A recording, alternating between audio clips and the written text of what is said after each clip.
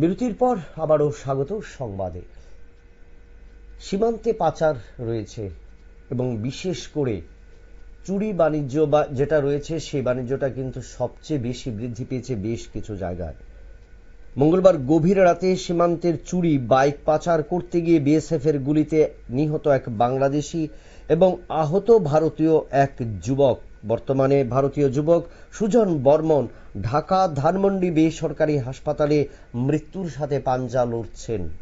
অর্থাৎ যে বলা যায় যে দুদিন আগে তেলিয়ামুড়ার এলাকা থেকে এক যুবক একটি বাইক চুরি করে এবং তার নম্বর হলো TR01AS6465। পরবর্তী সময়ে ওই যুবক মধুপুর থানার কাছে অভিযোগ জানিয়ে যায় এবং সেই বাইকটি কোনাবন হরিহরদুলা রাধানগরের 123 নম্বর গেটের ওপারে চোরের দল নিয়ে যাবার সময় কিন্তু পুলিশের গুলি এবং সেখানে যে বাংলাদেশি পাচারকারী সে নিহত হয় এবং তার সাথে যুক্ত রয়েছিল ভারতীয় যে পাচারকারী আরেকজন সুজিত বর্মন। সে বর্তমানে মৃত্যুর সাথে পাঞ্জা লড়ছে বাংলাদেশের ধানমন্ডি হাসপাতালে। আমরা সংশ্লিষ্টদের বক্তব্য জানবো কিভাবে এই ঘটনা এবং কখন হয়েছে।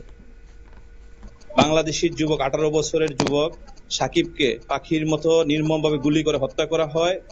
আমরা শুনতে পেয়ে শোক সন্তপ্ত পরিবারের পাশে এসে বাইক ইউনিয়ন বিএনপির পক্ষ থেকে আমরা সকাল থেকে তাদের খোঁজখবর নেওয়ার জন্য এসেছি। আমাদের প্রিয় নেতা কসবা আখাউড়া বিএনপির অভিভাবক জননেতা কবির আহমেদ ভূঁইয়া ভাই নির্দেশ দিয়েছেন, আমরা এসেছি।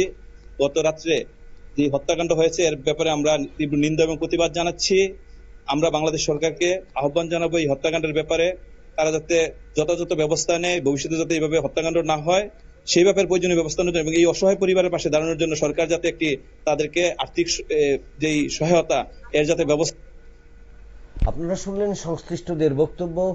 বাইক পাচারকাণ্ডে যুক্ত বাংলাদেশি যুবক এবং ভারতীয় যুবক এই গুলিকাণ্ড বিএসএফ এর গুলিতে নিহত একজন মৃত্যুর সাথে পাঞ্জা লড়ছেন এবং সে বিষয়ে কিন্তু এলাকায় একটা শোকের ছায়া বিরাজ করছে। তবে সীমান্তে এইভাবে যে পাচার বাণিজ্য বৃদ্ধি পাচ্ছে সে বিষয়ে সাধারণ মানুষ এগিয়ে আসবে সেটা কিন্তু বলা যায় এবং তাতে কিন্তু আরো বেশি এই যে পাচার বাণিজ্য রক্ষা কিন্তু সম্ভব হবে এ রাজ্যে।